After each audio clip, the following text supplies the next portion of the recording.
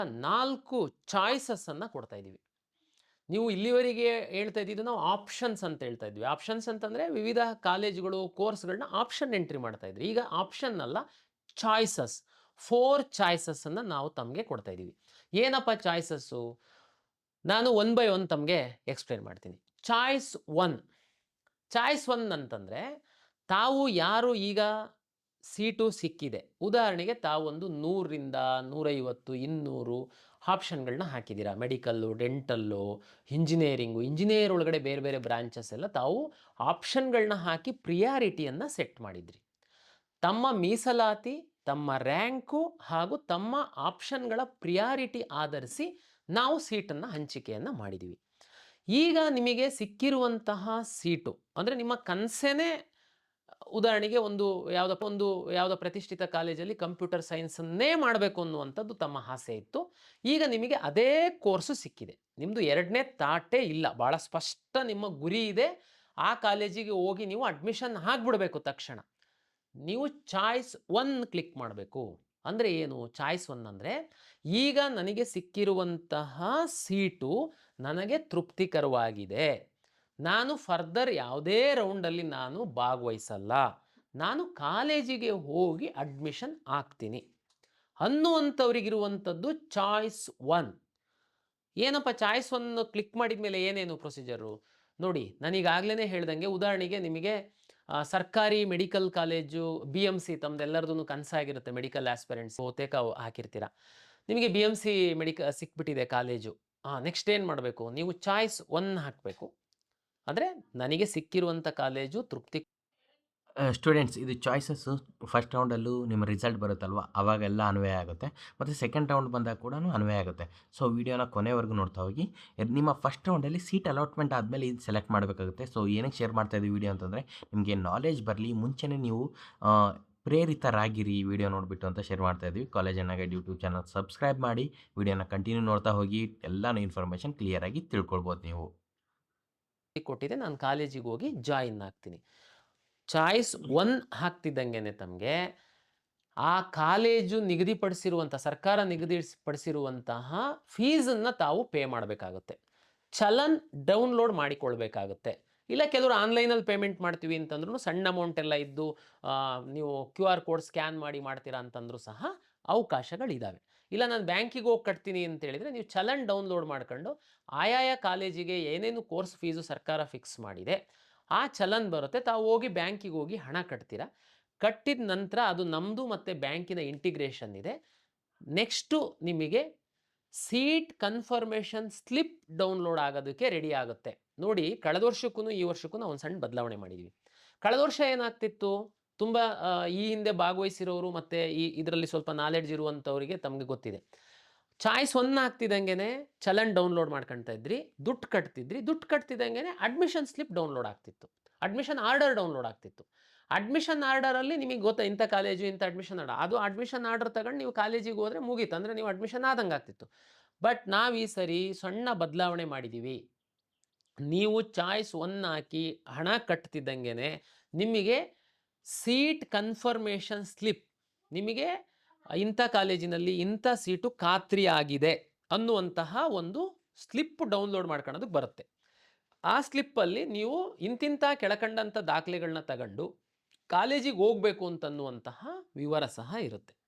ತಾವು ಆ ಒಂದು ಸೀಟ್ ಕನ್ಫರ್ಮೇಷನ್ ಸ್ಲಿಪ್ಪನ್ನು ತಗೊಂಡು ನಿಮಗೆ ಅಲಾಟ್ ಆಗಿರುವಂತಹ ಕಾಲೇಜಿಗೆ ತಾವು ಹೋದರೆ, ಕಾಲೇಜಲ್ಲಿ ಸಿಸ್ಟಮ್ ಮುಂದ್ಗಡೆ ನಿಮಗೆ ಕೂರಿಸಿ ನಿಮ್ಮದೊಂದು ಫೋಟೋ ತಗೊಳ್ತಾರೆ.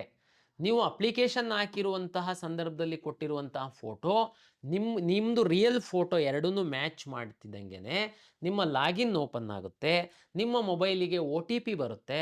ಅಲ್ಲಿ ಯಾರು ಅಡ್ಮಿಷನ್ ಕಾಲೇಜಿದೆ ಅವರಿಗೊಂದು OTP ಬರುತ್ತೆ. ಅದನ್ನು ಎಂಟ್ರಿ ಮಾಡಿದರೆ ನಿಮ್ಮ ಲಾಗಿನ್ ಓಪನ್ ಆಗುತ್ತೆ. ಜೊತೆಗೆ ನೀವು ತೆಗೆದುಕೊಂಡು ಹೋಗಿರುವಂಥ ಎಲ್ಲ ಮೂಲ ದಾಖಲೆಗಳನ್ನ ಅವರಿಗೆ ತೋರಿಸ್ಬೇಕು. ಭಾಳ ಇಂಪಾರ್ಟೆಂಟ್ ಇದೆ. ಉದಾಹರಣೆಗೆ ನೀವು ಕನ್ನಡ ಮೀಡಿಯಮನ್ನು ಕ್ಲೈಮ್ ಮಾಡಿದ್ದೀರಾ, ಈಗಾಗಲೇ ಕಾಲೇಜಲ್ಲಿ ವೆರಿಫೈ ಮಾಡಿದ್ದೀರಾ, ನಾವು KE ಅವರು ಮೂಲ ದಾಖಲೆಗಳನ್ನೇನು ನೋಡಿಲ್ಲ. ಈಗ ನೀವು ಕನ್ನಡ ಮೀಡಿಯಮ್ಮು ಅಥವಾ ರೂರಲಲ್ಲಿ ಯಾವುದು ರಿಸರ್ವೇಷನಲ್ಲಿ ನಿಮಗೆ ಸೀಟ್ ಸಿಕ್ಕಿರ್ಬೋದು, ಆ ಮೂಲ ದಾಖಲೆಯ ಮೂಲ ಪ್ರತಿಯನ್ನು ತಾವು ಕಾಲೇಜಿಗೆ ತೆಗೆದುಕೊಂಡು ಹೋಗಬೇಕಾಗುತ್ತೆ. ಕಾಲೇಜವರು ಅದನ್ನು ನೋಡ್ತಾರೆ.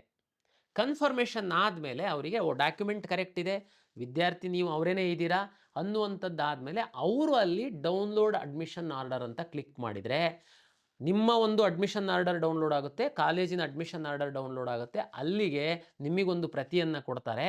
ಅಲ್ಲಿಗೆ ನಿಮ್ಮ ಅಡ್ಮಿಷನ್ ಪೂರ್ಣ ಆಗುತ್ತೆ.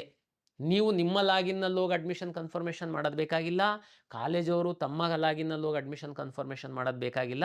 ಆಟೋಮೆಟಿಕ್ಕಾಗಿ ನೀವು ಇಂಥ ಕಾಲೇಜಲ್ಲಿ ಅಡ್ಮಿಷನ್ ಆಗಿದ್ದೀರಾ ಅಂತನ್ನುವಂಥದ್ದು ಅಪ್ಡೇಟ್ ನಮ್ಮಲ್ಲಿ ಆಗುತ್ತೆ. ಅಂದರೆ ಅಲ್ಲಿಗೆ ಚಾಯ್ಸ್ 1 ಹಾಕಿರೋ ವಿದ್ಯಾರ್ಥಿಗಳದ್ದು ಪ್ರಕ್ರಿಯೆ ಮುಗೀತು. ಮತ್ತೊಮ್ಮೆ ನಾನು ಸಂಕ್ಷಿಪ್ತವಾಗಿ ಹೇಳ್ತೀನಿ. ಚಾಯ್ಸ್ 1 ಹಾಕ್ತಿದ್ದಂಗೆ ನೆಕ್ಸ್ಟು ಚಾಯ್ಸ್ 2, 3, 4 ರಿಮೈನಿಂಗ್ 3 ಚಾಯ್ಸಸ್ ಇದೆ ನಮ್ಮಲ್ಲಿ. ಈಗ 1 ಚಾಯ್ಸ್ ಅವರಂತೂ ನನಗೆ ಸಿಕ್ಕಿರೋದು ಸೀಟು ತೃಪ್ತಿ ಇದೆ, ಕಾಲೇಜಿಗೆ ಹೋಗಿ ಅಡ್ಮಿಷನ್ ಆಗಿದ್ದೀರಾ. ಚಾಯ್ಸ್ 2 ಅಂದರೆ ಏನು? ಈಗ ಉದಾಹರಣೆಗೆ ನೀವು 100 ಆಪ್ಷನನ್ನು ಹಾಕಿದ್ದೀರಾ. Medical, dental, yoga and naturopathy, veterinary, farm science, ಬೇರೆ ಬೇರೆ ಇಂಜಿನಿಯರಿಂಗ್ ಎಲ್ಲ ಹಾಕಿದ್ದೀರಾ. ಉದಾಹರಣೆ ನಾನು ಹೇಳ್ತೀನಿ, 100 ಆಪ್ಷನ್ ಹಾಕಿದರೆ ನಿಮಗೆ 50ನೇ ಆಪ್ಷನ್ 50 ಪ್ರಿಯಾರಿಟಿ ಸೆಟ್ ಮಾಡಿದ್ರೆ ನಿಮಗೊಂದು ಸೀಟ್ ಸಿಕ್ಕಿದೆ.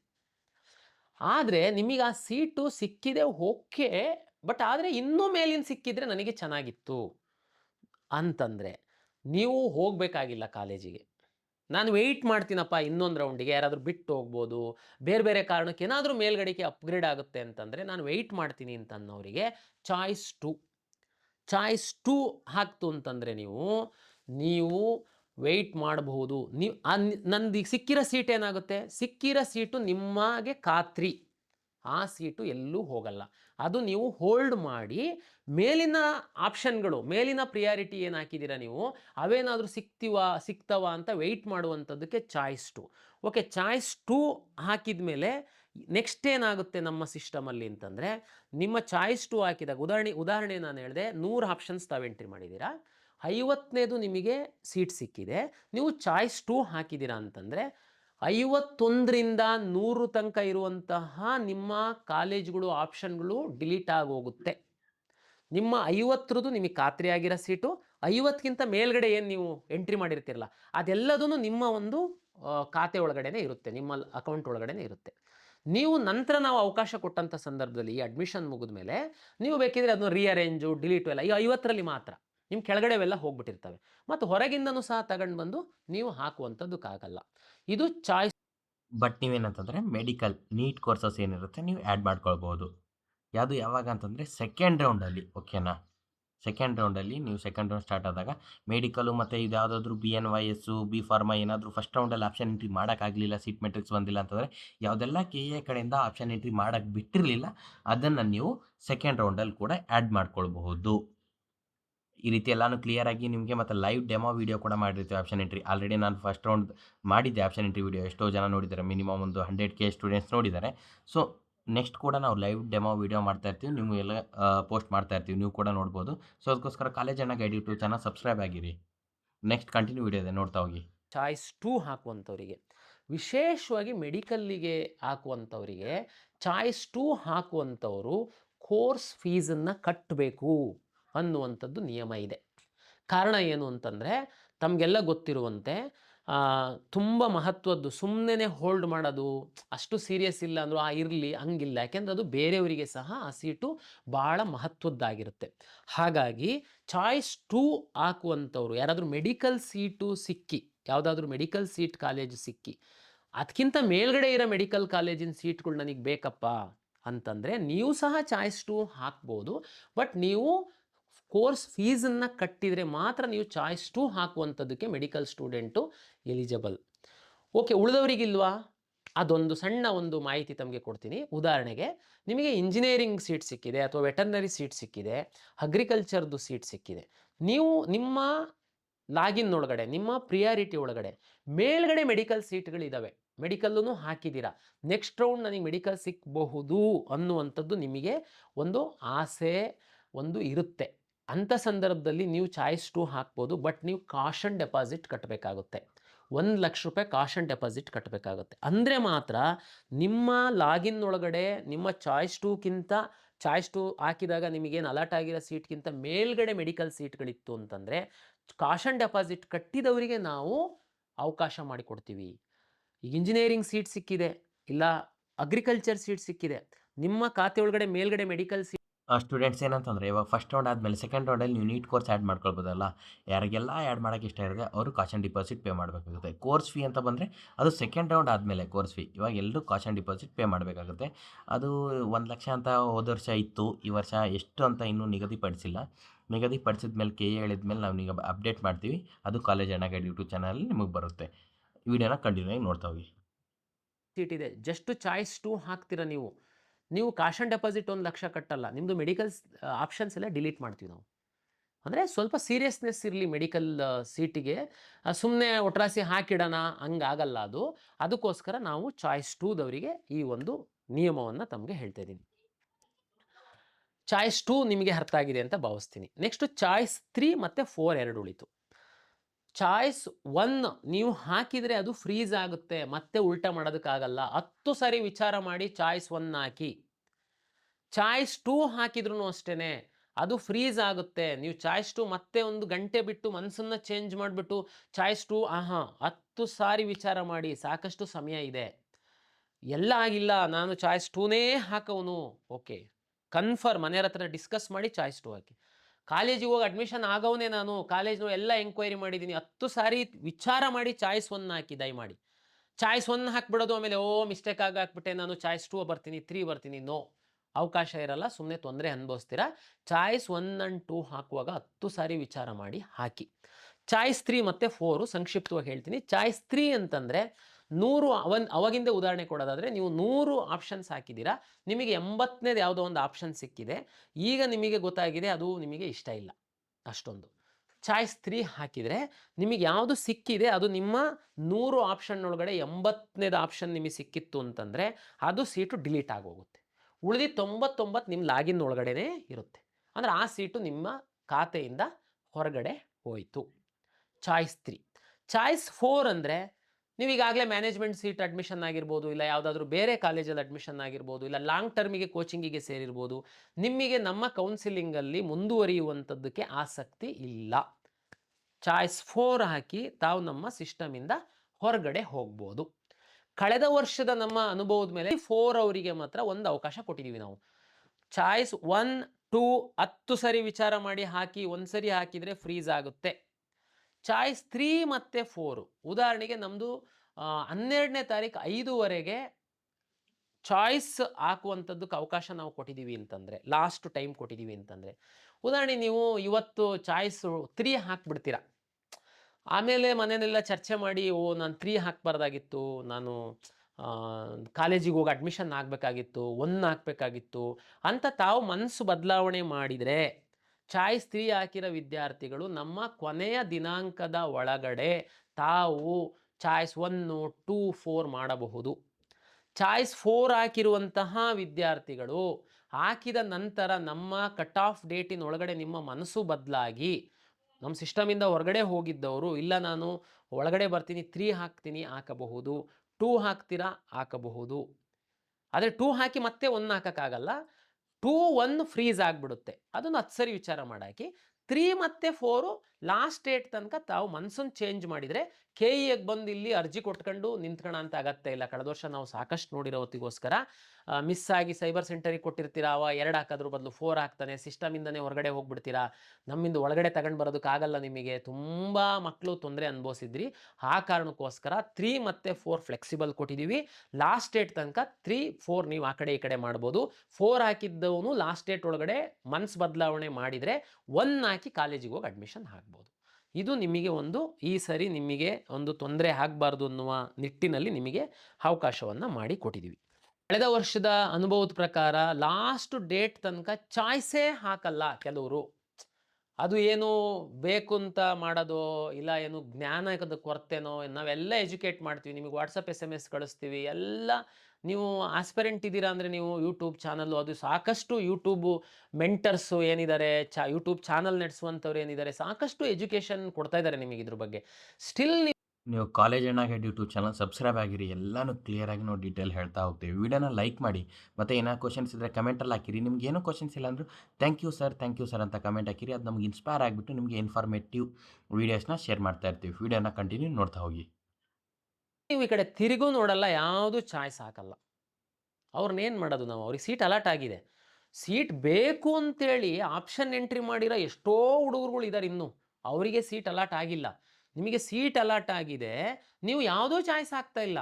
ಕಾಲೇಜಿಗೆ ಹೋಗ್ತೀನಿ 1 2 3 4 ನನಗೆ ಎಕ್ಸ್ಪ್ಲೈನ್ ಮಾಡಿದೆ, ಯಾವುದೂ ಆಗ್ತಾ ಇಲ್ಲ. ಲಾಸ್ಟ್ ಇಯರು 16,000 ವಿದ್ಯಾರ್ಥಿಗಳು ಯಾವುದೂ ಚಾಯ್ಸ್ ಹಾಕಿರಲಿಲ್ಲ. ಅದೇ ನೀವು ಸೀರಿಯಸ್ ಇಲ್ಲ ಅಂತಂದಿದ್ರೆ ನಮ್ಮ ಕೌನ್ಸಿಲಿಂಗಲ್ಲಿ ಯಾಕೆ ಭಾಗವಹಿಸಿದ್ರಿ? ಕೌನ್ಸಿಲಿಂಗಲ್ಲಿ ನೀವು ಭಾಗವಹಿಸಿಲ್ಲ ಅಂತಂದರೆ ಅದೇ 16,000 ವಿದ್ಯಾರ್ಥಿಗಳು ಯಾರೋ ಪಾಪ ಬೇಕಾಗಿರೋ ಅಂತ ಕೆಳಗಿರೋ ಅಂಥವ್ರಿಗೆ ಸೀಟ್ ಸಿಕ್ತಿತ್ತು. ಅದಕ್ಕೆ ನಾವು ಈ ಸರಿ ತೀರ್ಮಾನ ಮಾಡಿದ್ದೀವಿ, ಲಾಸ್ಟ್ ಡೇಟ್ ಒಳಗಡೆ ಯಾರು ಚಾಯ್ಸ್ ಹಾಕಲ್ಲ ಅವ್ರನ್ನ ಕಿತ್ತು ಬಿಸಾಡ್ತೀವಿ ನಮ್ಮ ಕೌನ್ಸಿಲಿಂಗಿಂದ. ಎಷ್ಟು 16, ಹೋದ ವರ್ಷ 16 ಇತ್ತು, ಈ ವರ್ಷ 2,000 ಆಗಲಿ 500 ಆಗಲಿ, ಲಾಸ್ಟ್ ಡೇಟ್ ಒಳಗಡೆ ಯಾರು ಚಾಯ್ಸ್ 1 2 3 4 ಯಾವುದೂ ಹಾಕಲ್ಲ. ನಿಮಗೆ ಆಸಕ್ತಿ ಇಲ್ಲ ಅಂತ ನಾವೇ ತೀರ್ಮಾನ ಮಾಡಿ ನಮ್ಮ ಕೌನ್ಸಿಲಿಂಗ್ ಪ್ರಕ್ರಿಯೆಯಿಂದ ನಿಮ್ಮನ್ನು ಹೊರಗಡೆಗೆ ದೂಕ್ತೀವಿ. ನಿಮಗೆ ಅವಕಾಶ ಇರಲ್ಲ. ಆಸಕ್ತಿ ಇತ್ತು ನೋಡಿ, ಚಾಯ್ಸ್ 4 ಹಾಕಿ ಹೋಗಿ ಅಧಿಕೃತವಾಗಿ ಹೊರಗಡೆ, ನಿಮಗೆ ಇಷ್ಟ ಇಲ್ಲ ಅಂತಂದರೆ. ಆಪ್ಷನ್ ಎಂಟ್ರಿ ಯಾಕೆ ಮಾಡಿದ್ರಿ ನೀವು ಇಷ್ಟ ಇಲ್ಲ ಅಂತಂದರೆ? ಇಲ್ಲಿ ಚಾಯ್ಸ್ ಹಾಕಿ ಅಂತಂದ್ರೆ ನೀವು ಈ ಕಡೆ ತಿರುಗಿ ನೋಡಲ್ಲ, ಇದು ಕ್ರಮ ಸರಿಯಲ್ಲ. ಬೇರೆ ಡಿಸರ್ವ್ ವಿದ್ಯಾರ್ಥಿಗಳು ಇನ್ನೂ ಲೈನಲ್ಲಿದ್ದರು, ಅವರಿಗೆ ಸಿಕ್ತಿತ್ತು. ಆ ಕಾರಣಕ್ಕೋಸ್ಕರ ಯಾರು ಚಾಯ್ಸ್ ಹಾಕಲ್ಲ ನಿಮ್ಮನ್ನು ಹೊರಗಡೆ ನಾವೇನೇ ದೂಕ್ತೀವಿ. ನಮ್ಮ ನೆಕ್ಸ್ಟ್ ನ್ಯೂ ಕೌನ್ಸಿಲಿಂಗ್ ಒಳಗಡೆ ಬರೋದಕ್ಕೆ ಅವಕಾಶ ನಾವು ಮಾಡಿಕೊಡಲ್ಲ. ಮತ್ತು ಇನ್ನೊಂದು ವಿಶೇಷ ನೋಡಿ, ಟೈಮಿಂಗ್ ಏನಿರುತ್ತೆ ಕೆ ಎ ಕಡೆಯಿಂದ 1 ದಿವಸ 2 ದಿವಸ ಅಷ್ಟೇ ಕೊಟ್ಟಿರ್ತಾರೆ. ಅದು ಗೊತ್ತಾಗಬೇಕಂತಂದರೆ ನಿಮಗೆ ವಾಟ್ಸಪ್ ಗ್ರೂಪ್ ಜಾಯ್ನ್ ಆಗಿ. ನಮ್ಮ ವಾಟ್ಸಪ್ ಗ್ರೂಪ್ ಲಿಂಕ್ ಇರುತ್ತೆ ಡಿಸ್ಕ್ರಿಪ್ಷನಲ್ಲಿ, ಅದು ಜಾಯ್ನ್ ಆಗಿ. ಅದು ಜಾಯ್ನ್ ಆಗಿದ್ದರೆ ನಾವು ಅಲ್ಲಿ ಅಪ್ಡೇಟ್ ಮಾಡ್ತಾ ಇರ್ತೀವಿ. ಇವತ್ತೇ ಅಪ್ಡೇಟ್ಸ್ ಅಲ್ಲಿ ಆಗ್ತಾ ಇರ್ತೀವಿ. ಮತ್ತು ನೀವು ಸಬ್ಸ್ಕ್ರೈಬ್ ಆಗಿಲ್ಲ ಅಂತಂದ್ರೆ ನಾವು ವೀಡಿಯೋ ಮಾಡಿರೋದು ನಿಮ್ಗೆ ತಲುಪಲ್ಲ. ಅವಾಗ ನೀವು ಇದೇನಾದರೂ ಚಾಯ್ಸ್ ಸೆಲೆಕ್ಷನ್ ಏನಾದರೂ ಮಿಸ್ ಮಾಡಿದರೆ ನಿಮ್ಮ ಸೀಟೇ ಕ್ಯಾನ್ಸಲ್ ಆಗುತ್ತೆ ಮತ್ತು ನೀವು ಕೆ ಇಂದನೇ ಹಚ್ಚಾಕ್ತಾರೆ. ಸೊ ಅದಕ್ಕೋಸ್ಕರ ಅದನ್ನು ತಿಳ್ಕೊಂಡು ಬಿಟ್ಟಾದರೂ ಕಾಲೇಜ್ ಎನ್ನಾಗೈಡ್ ಯೂಟ್ಯೂಬ್ ಚಾನಲ್ ಸಬ್ಸ್ಕ್ರೈಬ್ ಆಗಿರಿ ಮತ್ತು ಡಿಸ್ಕ್ರಿಪ್ಷನಲ್ಲಿರೋ ವಾಟ್ಸಪ್ ಗ್ರೂಪ್ನ ಲಿಂಕ್ನ ಜಾಯ್ನ್ ಆಗ್ತಾ ಹೋಗಿ. ಇನ್ನೂ ವೀಡಿಯೋದ ಕಂಟಿನ್ಯೂ ನೋಡ್ತಾ ಹೋಗಿ. ವಿದ್ಯಾರ್ಥಿಗಳು, ಅದರಲ್ಲಿ ನರ್ಸಿಂಗಿಗೆ ಸಂಬಂಧಪಟ್ಟಂತೆ, ಅಲೈಡ್ ಹೆಲ್ತ್ ಸೈನ್ಸಸ್ಸಿಗೆ ಸಂಬಂಧಪಟ್ಟಂಥ ವಿದ್ಯಾರ್ಥಿಗಳಿಗೆ ಒಂದು ಕಿವಿ ಮಾತು ಹೇಳಲಿಕ್ಕೆ ಇಚ್ಛೆ ಪಡ್ತೀನಿ.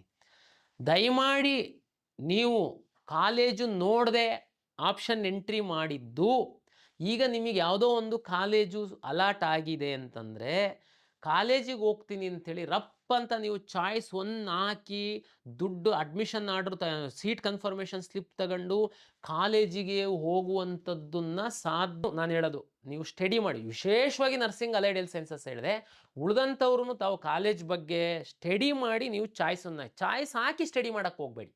ಚಾಯ್ಸ್ ಹಾಕ್ಬಿಟ್ಟು ಆಮೇಲೆ ಕಾಲೇಜ್ ಇಷ್ಟ ಇಲ್ಲ ಉಲ್ಟಾ ಮಾಡೋಕ್ಕಾಗಲ್ಲ. 3 4 ಮಾತ್ರ, 1 and 2 ಫ್ರೀಸ್ ಆಗುತ್ತೆ. ಮತ್ತೆ ಹೇಳ್ತಾ ಇದ್ದೀನಿ.